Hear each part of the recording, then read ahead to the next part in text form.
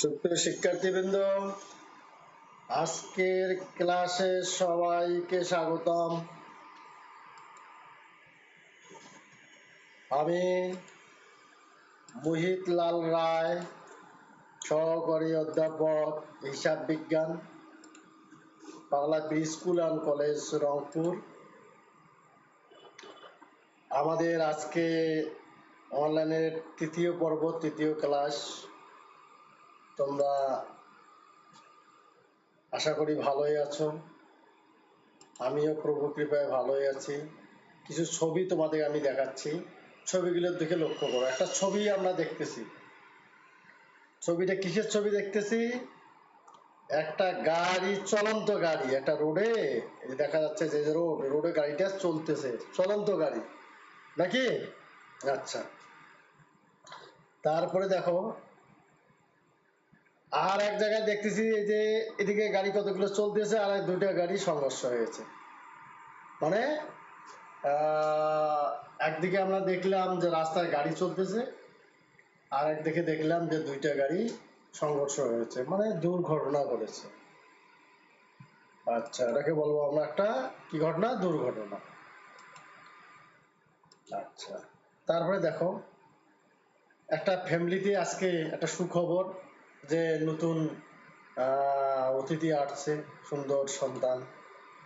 আরো একটা ছবি দেখাচ্ছি, আর এক ফ্যামিলিতে আর একটা সন্তান আসছে, একটা আনন্দদায়ক খবর বা সুখবর, এটাও একটা ঘটনা। তারপরে দেখো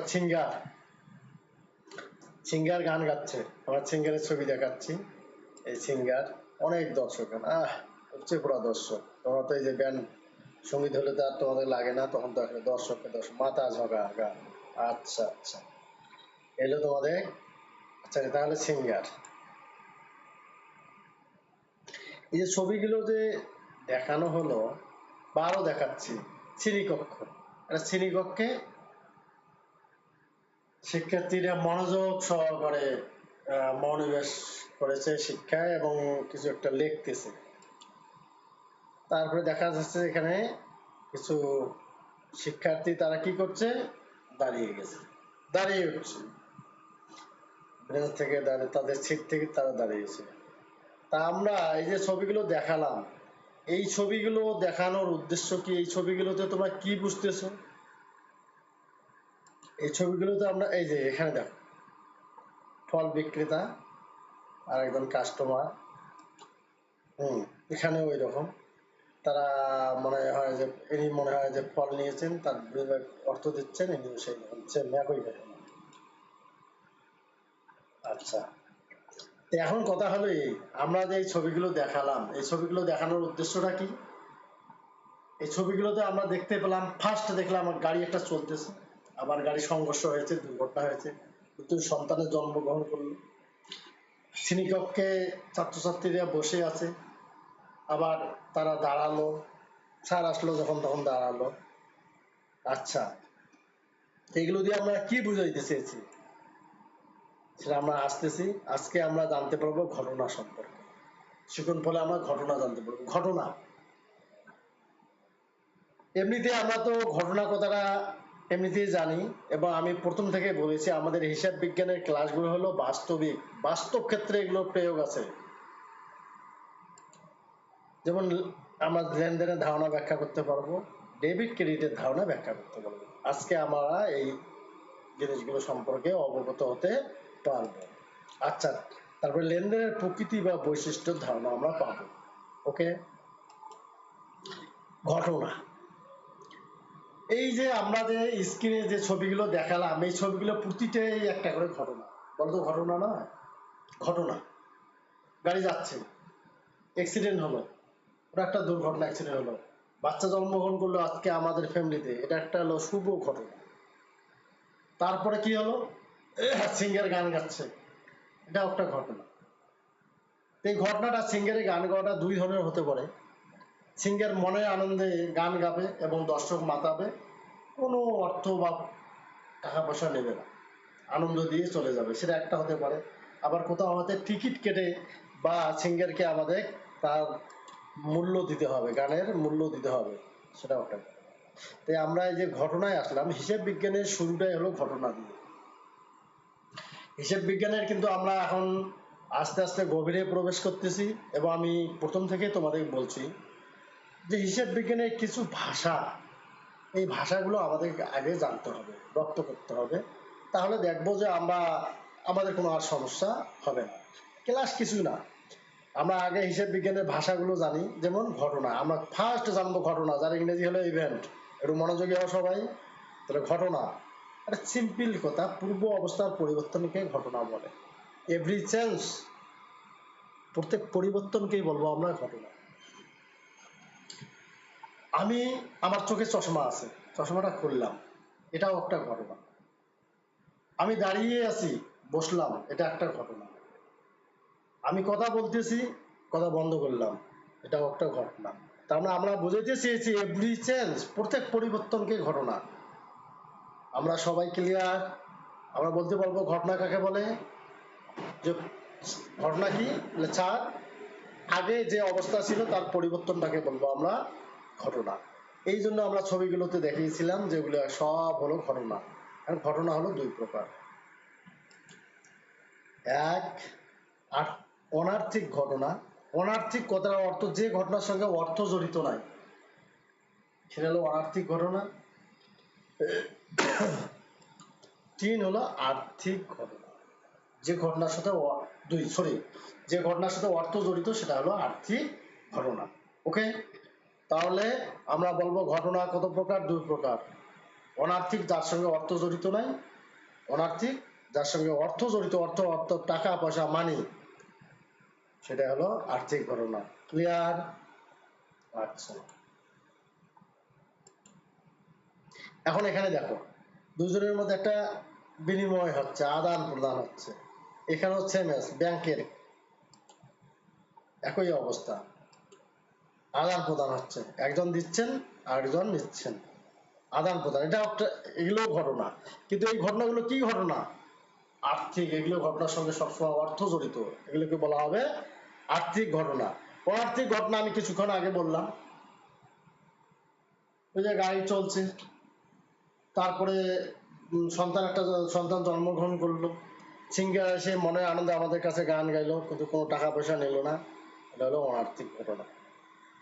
ওকে, এখন তার পরবর্তী আলোচনা আসতেছি আমরা লেনদেন বা ট্রানজেকশন। ট্রানজেকশন, আচ্ছা, ট্রানজেকশন এখন হলো লেনদেন। লেনদেন, এখানে দুটো কথা আছে।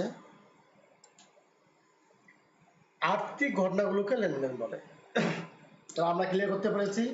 আমরা বললাম ঘটনা কয় প্রকার? দুই প্রকার। দুই প্রকারের মধ্যে একটা হলো আর্থিক, একটা অনার্থিক। যেগুলো অনার্থিক সেগুলো ঘটনায় থেকে যাবে, আর যেগুলো আর্থিক ঘটনা সেগুলো হবে লেনদেন। ওকে, তারপরে কি বলা হলো? লেনদেন হিসাব বিজ্ঞানের মূল উপাদান বা ভিত্তি। তার মানে এই কথাটার অর্থ হলো এই, আমরা হিসাব বিজ্ঞানে সার্বক্ষণিক সব সময় লেনদেন নিয়ে আলোচনা করব।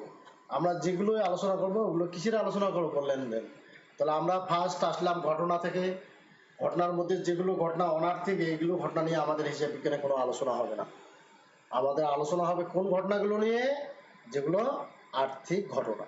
ওকে, আর এই সেই আর্থিক ঘটনাগুলোকে বলবো আমরা লেনদেন। লেনদেন হিসাব বিজ্ঞানের কি? মূল উপাদান বা ভিত্তি। ভিত্তি কথার অর্থ কি? একটা পাঁচতলা বিল্ডিং, নিচ থেকে যে তৈরি করা হচ্ছে, নিচে যে ইটগুলো গাঁথানো হচ্ছে বা নিচে যে কাজগুলো করা হচ্ছে, ওইটাই হলো তার ভিত্তি। তা সেই রকম হিসাব বিজ্ঞানের ভিত্তি হলো কি? লেনদেন। লেন অর্থ লওয়া, দেন অর্থ দেওয়া, খুব সোজা আলাপ। লেনদেন অর্থ হলো দেওয়া নেওয়া, আর দেওয়া নেওয়া কথাটার অর্থই হলো আদান প্রদান। ইংরেজিতে বলা হবে গিভ অ্যান্ড টেক। তাহলে আমরা লেনদেনের ডেফিনেশন এখানে পেয়ে গেলাম যে লেনদেন কি? যে আর্থিক ঘটনাগুলো, যেগুলো আর্থিক ঘটনা সবগুলোই হলো লেনদেন। আর লেনদেনটা হলো হিসাব বিজ্ঞানের মূল উপাদান। আচ্ছা, ওকে, আর লেনদেন অর্থ হলো দেওয়া নেওয়া বা আদান প্রদান, গিভ অ্যান্ড টেক। প্রতিটি লেনদেনের দুইটি পক্ষ থাকে। এখন কথা শোনো, তোমরা জানলে যে লেনদেন মানে আদান প্রদান। তা আদান প্রদান একাই হবে? একজন দেবে একজন দেবে, তাহলে কয়জন লাগবে? 2।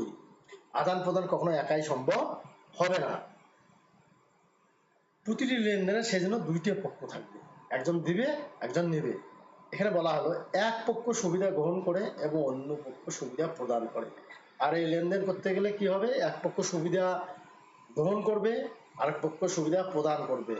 মনে করো কেশব আমাকে 50 টাকা দিল, কারণ কেশব দিল, সে সুবিধা আমাকে প্রদান করলো আর আমি গ্রহণ করলাম, তার মানে আমি সুবিধা গ্রহণ করলাম। একে লেনদেনের দ্বৈত সত্তা বলে। এই যে 2টে সত্তা আছে এখানে, ওই জন্য এটাকে বলা হবে লেনদেনের কি সত্তা? দ্বৈত সত্তা। তো একটা খুবই ইম্পর্টেন্ট আলাপ আমি কিছুক্ষণ আগে বললাম যে আমাদের হিসাব বিজ্ঞানে, সম্পূর্ণ হিসাব বিজ্ঞানে আলোচনা হবে কি নিয়ে? লেনদেন নিয়ে। এবং একটা সোজা সাপটা কথা, লেনদেন অর্থ আদান প্রদান। আদান প্রদানটা হতে হবে অর্থের মাধ্যমে। আর আদান প্রদান করতে গেলে কয়টা পক্ষ থাকবে? 2টা পক্ষ থাকবে। কেন থাকবে?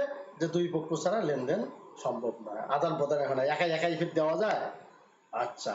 আর এই যে 2টা যে পক্ষ থাকবে তার মধ্যে দেখা যাবে যে একটা পক্ষ সুবিধা গ্রহণ করবে আর একটা পক্ষ কি হবে? সুবিধা প্রদান করবে। যে আচ্ছা, পরবর্তী আলোচনায় আসি। এগুলো খুবই সুন্দর করে দেখবে। এখন কিন্তু আমাদের সব হিসাব বিজ্ঞানের ভাষা চলছে, এই ক্লাসগুলো তোমাদের খুবই গুরুত্বপূর্ণ। এখন আমরা আসতেছি ডেবিট অ্যান্ড ক্রেডিট। ডেবিট আর ক্রেডিটটা কি জিনিস? আমরা আমাদের হিসাব বিজ্ঞানে বহুল আলোচিত এই বিষয়টা, ডেবিট ক্রেডিট। তোমরা যেখানে যাবা, ব্যাংকে লেনদেন করতে যাবা, ব্যাংক বলবে যে হ্যাঁ আপনার 50,000 টাকা ডেবিট করা হয়েছে, বা বলবে যে আপনার 30,000 টাকা আপনার নামে ক্রেডিট হয়েছে। এগুলো ব্যাংকে গেলে পাওয়া। বা যে কোনো অর্থনৈতিক প্রতিষ্ঠানে গেলেই তুমি পাওয়া, জানবা যে তোমার ডেবিট করছে বা ক্রেডিট করেছে। যাদের ব্যাংকের সঙ্গে লেনদেন আছে বা অর্থনৈতিক কোনো প্রতিষ্ঠানের সঙ্গে লেনদেন আছে, তারা কিন্তু ডেবিট ক্রেডিট কথাটা সহজেই বুঝে। এইটা আমরা এখন হিসাব বিজ্ঞানে বলতেছি। যে পক্ষ সুবিধা গ্রহণ করে তাকে গ্রহীত বা ডেবিট বলে। ওই যে আমরা কিছু আগের স্লাইডে দেখালাম যে প্রত্যেকটা লেনদেনে 2টা পক্ষ থেকে এক পক্ষ সুবিধা গ্রহণ করে। এই যে আমি যেমন কেশবের কাছ থেকে নিলাম, আমি, তাহলে আমাকে বলা হবে গ্রহীতা বা ডেবিট। আর সংক্ষেপে ডিআর নামে প্রকাশ করা হবে। আর যে পক্ষ সুবিধা প্রদান করে, এই যে কিছুক্ষণ আগে আমি উদাহরণ দিলাম, কেশব আমাকে 100 টাকা দিয়েছে, তাহলে কেশব হলো দাতা বা ক্রেডিট। ক্লিয়ার? তাহলে যদি আমরা এখন বলি যে ডেবিট, সোনালী ব্যাংকে আমার টাকা আছে, আমার নামে 50,000 টাকা ডেবিট করা হয়েছে, তার অর্থ কি? তার অর্থ হবে এই, ডেবিট করার অর্থ হলো এই যে আমি 50,000 টাকা ওখান থেকে উত্তোলন করেছি। আর ক্রেডিট করার অর্থটা হলো এই যে আমার নামে 50,000 টাকা সংযুক্ত হয়েছে। Debit credit clear? আচ্ছা, তার পরবর্তী আলোচনা আসি। আর ক্রেডিটকে সংক্ষেপে লেখা হবে, তাহলে সংক্ষেপে আমরা ক্রেডিটকে বলবো সিআর। ক্লিয়ার? এখন আসি আমরা লেনদেনের বৈশিষ্ট্য। বৈশিষ্ট্য কথা অর্থ জানো যে বৈশিষ্ট্য অর্থ হলো কতগুলো চিহ্ন বা স্যাম্পল যেগুলো দিয়ে ওই জিনিসটাকে বোঝানো যাবে। মানে লেনদেনের এই জিনিসগুলো থাকলে বুঝবো আমরা লেনদেন। Characteristics of transaction. লেনদেন হলো অর্থের অঙ্কে পরিমাপযোগ্য। তার মানে কোনো ঘটনা যদি, তাহলে আমরা লেনদেনে কোথা থেকে পেলাম? ঘটনা থেকে লেনদেনের উৎপত্তি। যে ঘটনাগুলো অর্থের দ্বারা পরিমাপযোগ্য, মাপা যাবে, সেগুলোকে বলা হবে আমরা লেনদেন। যেমন কেশব আমাকে 100 টাকা দিল। কত টাকা দিল? 100 টাকা। এটা মাপা যাচ্ছে যে 100 টাকা। এটা হলো অর্থের অঙ্কে পরিমাপযোগ্য। আর্থিক অবস্থার পরিবর্তন, যদি কোনো ঘটনা লেনদেন হয় তাহলে আর্থিক অবস্থার পরিবর্তন হবে। আর্থিক অবস্থার কি হবে? পরিবর্তন। যেমন মনে করো আমার পকেটে এখন 500 টাকা আছে, আমি তোমাকে 100 টাকা দিলাম, তাহলে আমার তখন হবে 400 টাকা। তোমার যদি 200 টাকা থেকে থাকে, এখন হবে তোমার 300 টাকা। এই আর্থিক অবস্থার পরিবর্তন হবে। তা লেনদেন হতে হলেই ওই ঘটনার দ্বারা আর্থিক অবস্থার পরিবর্তন হবে। আর এই পরিবর্তনটা হবে কত ভাবে? 2 ভাবে। এক হলো পরিমাণগত বা নিট পরিবর্তন, পরিমাণগত বা নিট পরিবর্তন। আর একটা হলো তোমার কাঠামোগত বা উপাদানগত বা গুণগত পরিবর্তন। এই 2 ভাবে পরিবর্তন হবে। আচ্ছা, এখন আমি কথা বলি, এইটুকু আমাদের এখন জানার প্রয়োজন নাই। এই পরিবর্তনটা যে 2 ভাবে হবে এটা আমি পরবর্তীতে আসবো, এবং আমরা যখন বাস্তব দেখাবো তখন হয়ে যাবে। তুমি আপাতত অর্থের অঙ্কে পরিমাপযোগ্য বুঝে গেছে যে ঘটনাটাকে অর্থ দিয়ে মাপা যাবে। আর্থিক অবস্থার পরিবর্তন, যে 2 পক্ষের একটা আর্থিক অবস্থার পরিবর্তন আসবে। এই মনে রাখো, দ্বৈত সত্তা এটা কিছু আগেই হয়ে গেছে, যে প্রত্যেক লেনদেনে দুইটা কি থাকবে, পক্ষ থাকবে, ওইটাই নাম হলো দ্বৈত সত্তা। কারণ লেনদেন কথা অর্থ হইতে হলো আদান প্রদান, আর আদান প্রদান তো একাই সম্ভব না, স্বয়ং সম্পূর্ণতা। স্বয়ং সম্পূর্ণ, স্বয়ং মানে জানো সেলফ, নিজে, সম্পূর্ণ মানে 100%। প্রতিটা লেনদেন হবে স্বয়ং সম্পূর্ণ এবং আলাদা। একসাথে দুইটা ঘটনা হতে পারে, যেমন মনে করো আমি 500 টাকা দিয়ে দোকানে বই কিনলাম, বই কেনার পরে টাকা নাই, 400 টাকা দিলাম, 100 টাকা আমার বাকি থেকে গেল। এই যে দুইটা ঘটনা। আচ্ছা এখানে আমি একটা উদাহরণ দিয়েছি, সেই উদাহরণটা দেখো। একটি লেনদেনের সাথে অপর একটি লেনদেনের সম্পর্ক থাকতে পারে, কিন্তু দুটি লেনদেনকে একটি ধরা যাবে না। যেমন 10,000 টাকার বিনিময়ে পণ্য বিক্রি করে নগদ 8,000 টাকা পাওয়া গেল। এখন দেখো আমি পণ্য সেল করছি 10,000 টাকা, সেখানে ক্যাশ পেলাম, নগদ পেলাম কত, 8,000 টাকা, আর 2,000 কি হলো, 2,000 টাকা বাকি থাকলো। এই যে এখানে এখানে একটা লেনদেন ধরা যাবে না, এখানে লেনদেন হবে দুটা। নগদে সেল করলাম আমি 8,000, আর বাকিতে সেল করলাম কয় হাজার, 2,000। যেগুলো আমরা বাস্তবে যখন আমরা আসবো তখন কিচ্ছু থাকবে না। দৃশ্যমানতা, দৃশ্যমানতা কথা অর্থ হলো দেখা, যেটা চোখের দেখা। তা প্রতিটা লেনদেন দৃশ্যমান ও অদৃশ্যমান উভয় হতে পারে। লেনদেনের বৈশিষ্ট্যে লেনদেনটা দেখাও যেতে পারে, না দেখাও যেতে পারে। অবচয় অবলম্বন হলো অদৃশ্যমান লেনদেন। তোমরা এখনো অবচয় অবলম্বন কি, যারা নতুন আসছো তারা তো বুঝবে না, তাই এটা আমরা পরবর্তীতে আলোচনা করব, এই অবচয় আর অবলম্বন। আর যারা আগে ছিল তারা তো জানো। ঐতিহাসিক ঘটনা, ঐতিহাসিক ঘটনাটার কথা অর্থ যে ঘটনাগুলো অতীতে ঘটে যায় সেটা হলো ঐতিহাসিক ঘটনা। তা ঘটনা যে শুধু অতীতে ঘটে থাকবে তা নয়, ভবিষ্যতেও ঘটবে তাও হবে ঘটনা। যেমন একটা উদাহরণ দেওয়া আছে। আচ্ছা যাই হোক, এগুলো উদাহরণগুলো, এগুলো কি জিনিস এখন তোমরা জানো না, আমরা পয়েন্টগুলো জানবো, তাতেই আপাতত হবে। প্রামাণ্য দলিল, প্রামাণ্য, প্রামাণ্য কথাটা বোঝো, দলিল তো বোঝো। কোনো ঘটনা লেনদেন হতে হলে অবশ্যই তার প্রামাণ্য দলিল থাকতে হবে। যেমন ভাউচার, ক্যাশ মেমো। আচ্ছা ভাউচার, ক্যাশ মেমো এগুলো তোমরা খুব বেশি না জানলেও ক্যাশ মেমো জানো। তোমরা যদি দোকানে একটা কোনো কিছু কিনতে যাও, তাহলে তোমাদেরকে একটা ইয়া দেবে না, স্লিপ দেবে না, মনে করো যে কি কি জিনিস কিনলে তুমি, তার পরিমাণ কত, দর কত, কত হলো মূল্য, সেটার নাম হলো ক্যাশ মেমো। ভাউচার কোনো খরচ করলে যেমন ইয়া দিতে হয়। আচ্ছা যাই হোক, এটা হলো, এগুলো হলো প্রামাণ্য দলিল। তা লেনদেন হতে হলে তুমি হুমজিক্যালি বলবে তা না, তার এগেনস্টে একটা ইয়া থাকতে হবে। কি থাকতে হবে? প্রামাণ্য দলিল থাকতে হবে। যেমন আমরা তোমাকে প্রতিষ্ঠান থেকে আজকে একটা খরচের জন্য পাঠালাম, তুমি এসে বলবে যে স্যার 5,000 টাকা খরচ হয়েছে, এটা তো এমনিতে মেনে যাওয়া যাবে না, তার এগেনস্টে তোমার একটা লিখিত পেপার থাকবে, আর ওইটার নাম হলো প্রামাণ্য দলিল। তাহলে সেগুলো লেনদেন হবে। হিসাব সমীকরণের উপর প্রভাব থাকবে। আমরা এখন হিসাব সমীকরণ জানি না, যারা আমরা নতুন আসছি তারা আমরা জানি না, আমরা শুধু পয়েন্টটা মনে রাখলেই আপাতত পয়েন্টটা পড়বো। এইটার নাম হলো হিসাব সমীকরণ। এগুলো কি জিনিস আমরা এখন কিছু জানি না, আর এখন আমাদের জানার প্রয়োজনও নাই। হিসাব রক্ষণের ভিত্তি, ভিত্তিটা হবে দুই প্রকার, একটা হলো নগদান ভিত্তিক, বকেয়া ভিত্তিক। ওই যে নগদান ভিত্তিক, এটা তোমরা নিজেও জানো যে নগদান অর্থ হলো নগদ, নগদান কথাটা অর্থ এখানে বুঝাবে ক্যাশ, নগদে। আর বকেয়া ভিত্তিক কথাটা অর্থ বুঝাবে যে এটা বাকি থাকবে। ওই যে 10,000 টাকার পণ্য বিক্রি করে 8,000 টাকা পাওয়া গেছে, আর যে এই যে 2,000 টাকাটা ওইটাই হলো তোমার ইয়া বকেয়া ভিত্তিক। আচ্ছা ভালো কথা, আমরা কি শিখলাম? হিসাব বিজ্ঞানের বৈশিষ্ট্য শিখলাম। ঘটনা থেকে শুরু করে আমরা বৈশিষ্ট্যে আসলাম।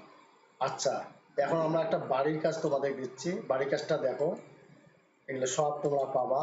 হিসাব বিজ্ঞানের মূল ভিত্তি কি আমি আমার লেকচারে বলেছি, আর এখানে দেওয়া আছে প্রত্যেক লেনদেনে কয়টা পক্ষ থাকবে সবে জানো। লেনদেনের উৎস কি, লেনদেনের অভিধানিক অর্থ কি, হিসাব বিজ্ঞানের কাঁচামাল কি, লেনদেনের দ্বৈত সত্তা কি, ডেবিট ক্রেডিট কি, সকল ঘটনায় কি লেনদেন, যে ঘটনার দ্বারা আর্থিক অবস্থার পরিবর্তন ঘটে তাকে কি বলে। চারটি প্রামাণ্য দলিলের নাম লেখো। তোমরা এই আমাদের আজকের স্লাইডটা দেখো, পার্টগুলো দেখো, তাহলে সব প্রশ্নের অ্যান্সার পাবা। এটা কিছুই না, খুবই সিম্পল। আচ্ছা ভালো কথা, এখন বাড়ি কাজ হয়ে গেল। আমি ক্লাসটা শেষ করার আগে শুরু থেকে আর একটু তোমাদের বলে দিচ্ছি, তোমরা একটু মনোযোগী হও। তাহলে আমরা হিসাব বিজ্ঞানের ফার্স্ট আলোচনা আসলাম ঘটনা। ঘটনা কাকে বলবো? এভরি চেঞ্জ, প্রতি পরিবর্তনকে বলবো আমরা ঘটনা। এই ঘটনাগুলো হতে পারে দুই প্রকারের, একটা হলো আর্থিক, একটা হলো অনার্থিক। যে ঘটনাগুলোর সাথে অর্থ জড়িত সেগুলো হলো আর্থিক, যেটার সাথে অর্থ জড়িত না সেটা হলো অনার্থিক। আমরা অনেক উদাহরণ দিয়েছি, আমি উদাহরণ দিয়ে এখন বলতেছি। আমি একটা বই তোমাকে দিলাম, এর বিনিময়ে কোনো আমি অর্থ নিলাম না, এটা আর্থিক ঘটনা নয়। আমাদের বাড়িতে আজকে একটা সন্তান জন্মগ্রহণ করলো, এটা একটা আর্থিক ঘটনা নয়, এটা একটা শুভ ঘটনা। একজন লোক মারা গেল, এটা একটা ঘটনা, কিন্তু এটা কি ঘটনা? দুর্ঘটনা। কিন্তু হ্যাঁ, আমি তোমাকে 10 টাকা দিলাম, বা তুমি আজকে আমি আসার সময় অটো ভাড়া দিলাম 10 টাকা, অটোওয়ালা আমাকে নিয়ে আসলো, আমি 10 টাকা দিলাম। কলম কিনলাম 5 টাকা দিয়ে, হোটেলে বসলাম, নাস্তা খেলাম, সেখানে 50 টাকা বিল দিলাম। এই যে যেগুলো ঘটনার সঙ্গে অর্থ জড়িত থাকলো, এগুলোকে বলবো আমরা আর্থিক ঘটনা। ওকে, তাহলে ঘটনা দুই প্রকার, আর্থিক অনার্থিক। আর্থিক অনার্থিক আমরা চিহ্নিত করতে পারবো যে সোজা সাতটা কথা, যার সাথে অর্থ জড়িত সেগুলো হবে আর্থিক, আর যেগুলো শুধু অর্থ জড়িত না সেগুলো হবে অনার্থিক। ওকে, এখন তারপরে আলোচনা এবং বহুল আলোচিত এবং হিসেব বিজ্ঞানে এইটাই আমাদের মূল ভিত্তি। ও আমি তো বলেই দিচ্ছি, আমার হিসেব বিজ্ঞানের এইটাই মূল ভিত্তি, সেটা হলো লেনদেন। মানে আমরা পুরো হিসেব বিজ্ঞান নিয়ে লেনদেন নিয়ে আলোচনা করব, লেনদেনটা নিয়েই আমরা আলোচনা করব। এখন লেনদেন কি? একটা সিম্পল কথা, এই দুটো ঘটনার মধ্যে যে ঘটনাগুলোর সাথে অর্থ জড়িত সেটাকেই বলবো আমরা লেনদেন। ওকে, আর যে ঘটনার সাথে অর্থ জড়িত নয় সেটা কি হবে? তাহলে সেটা শুধু ঘটনায় থেকে যাবে। তাহলে এখানে আমরা একটা প্রশ্ন রাখছি, সব ঘটনায় কি লেনদেন? আচ্ছা, যাই হোক, তোমাদের উপরে বিচার থাকবে। তাহলে এখন লেনদেন, এখন লেনদেনটা অভিধানিগত কথা হলো লেন অর্থ লওয়া, দেন অর্থ দেওয়া। লেনদেন অর্থ হলো আদান প্রদান, গিভ অ্যান্ড টেক। ওকে, আর এই লেনদেনের কতগুলো আমরা বৈশিষ্ট্য দিলাম, যে লেনদেন হতে গেলে এই থাকতে হবে। বৈশিষ্ট্যগুলো দেখেছো, বা মেন বৈশিষ্ট্যগুলো আগে মনে রাখবা, যে আর্থিক অবস্থার পরিবর্তন হতে হবে, অর্থের অঙ্কে পরিমাপযোগ্য হতে হবে, দুইটা পক্ষ থাকতে হবে, দৃশ্যমান যে হতে হবে তা নয়, দৃশ্যমান হতে পারে, অদৃশ্যমান হতে পারে। পক্ষগুলো তোমরা শুধু মনে রাখবা, আর ডেফিনিশন বাকি ইয়াগুলোতে যাওয়ার এখনো প্রয়োজন নাই। ওকে, আর আমরা তো আগেই তোমাদের বলছি যে হিসেব বিজ্ঞানে তো আর আসবে না যে তোমার হিসেব বিজ্ঞানের লেনদেনের বৈশিষ্ট্যগুলি লেখো।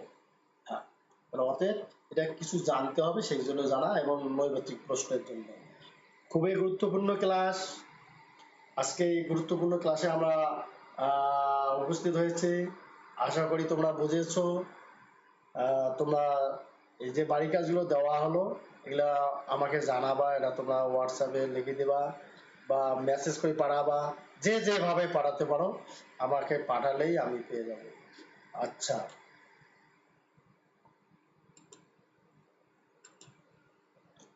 আমি আজকের ক্লাস আবারও তোমাদের ধন্যবাদ জানাই, এবং তোমরা সুস্থ থাকো, ভালো থাকো, আমার জন্য দোয়া করবে, এই আশা ব্যক্ত নিয়ে আমি আজকে এখানে রাখছি। এবং আগামী ক্লাসে তোমরা জয়েন করবা, এবং এই কথাগুলো নতুন অবস্থায় থাকার কারণে আমরা বারবার বলতেছি যে এই ক্লাসগুলো তোমরা বিভিন্ন জায়গায় পাবা। আমরা ক্লাসগুলোকে বিভিন্ন জায়গায় দিয়েছি যাতে তোমাদের খুঁজতে সুবিধা হয়। তোমরা মোবাইল অন করলেই এই ক্লাসগুলো পাবা। যেমন আমার হিসাব বিজ্ঞান ক্লাস, আমি মোহিত লাল স্যার, আমার নাম দিয়ে ইউটিউবে তুমি সার্চ দিবা মোহিত লাল রায়, ক্লাস বের হয়ে যাবে। মোহিত, আচ্ছা, তারপরে পাগলা পীর স্কুল অ্যান্ড কলেজ দিয়ে সার্চ দিবা, বের হয়ে যাবে। শুধু পাগলা পীর লিখে তুমি সার্চ দিবা, পাবা। পাগলা পীরের ফেসবুক পেজ আছে, সেখানে পাবা। পাগলা পীর গ্রুপ আছে, সেখানে পাবা। যাই হোক, আমরা চাচ্ছি এই তোমরা ক্লাসগুলো সঠিকভাবে দেখবা। আচ্ছা, আর বেশি কিছু না বলি আজকে এখানে সমাপ্ত করলাম।